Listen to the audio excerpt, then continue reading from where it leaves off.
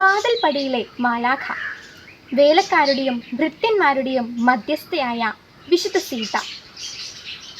ഇറ്റലിയിലെ ലൂക്ക എന്ന സ്ഥലത്തിനടുത്തുള്ള മോൺസെഗ്രാതി എന്ന ഗ്രാമത്തിൽ 1218 ജനിച്ചു.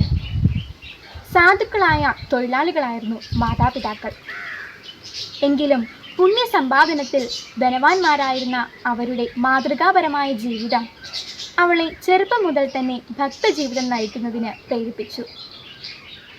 തിരിച്ചറിവ് വന്ന നാൾ മുതൽ സീതയെ നേർവഴിക്ക് നയിക്കുവാൻ ഇത് ദൈവത്തിന് ഇഷ്ടമാണ്, ദൈവ തിരുമനസ്സാണ്, ഇത് ദൈവത്തിന് ഇഷ്ടമല്ല, ഇത്രയും പറഞ്ഞാൽ മതിയായിരുന്നു.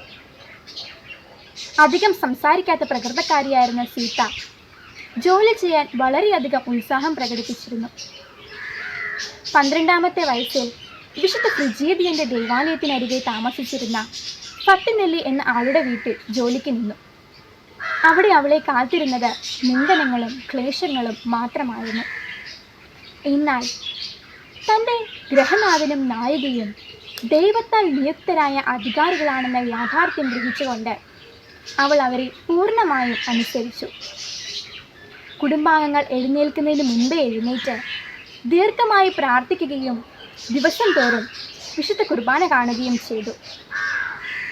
പകൽ സമയത്ത് സകല ജോലികളും ഉത്സാഹത്തോടെ ചെയ്തിരുന്ന സീത ധ്യാന പ്രാർത്ഥനയ്ക്കും ദൈവസാന്നിധ്യ സ്മരണയ്ക്കും സമയം കണ്ടെത്തിയിരുന്നു. സീതയുടെ സൗമ്യത വ്യാജ പ്രകടനമാണെന്നും ഉത്സാഹം അഹംഭാവമാണെന്നും വ്യാഖ്യാനിക്കപ്പെട്ടെങ്കിലും അതിലൊന്നും സീത അല്പം പോലും നീരസം പ്രകടിപ്പിച്ചിരുന്നില്ല.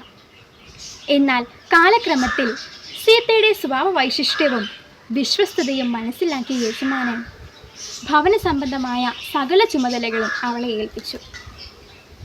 ഈ ജോലികൾക്കിടയിലും ദൈവിക കാര്യത്തിൽ സീത യാതൊരു മുടക്കവും വരുത്തിയിരുന്നില്ല. വർഷം മുഴുവനും അവൾക്ക് ഉപവാസമായിരുന്നു.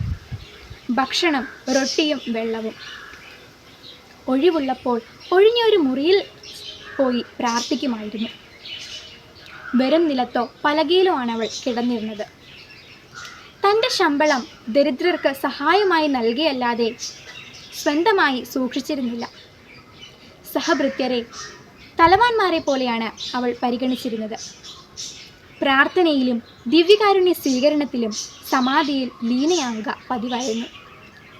ദരിദ്രരോട് സീതയ്ക്കുണ്ടായിരുന്ന അനുകമ്പ വിവരിക്കുന്നതിനുമപ്പുറമാണ്.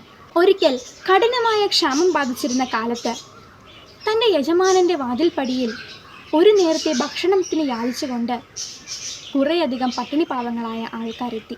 അവരെ വെറും കൈയോടെ തിരിച്ചയക്കാൻ അവൾ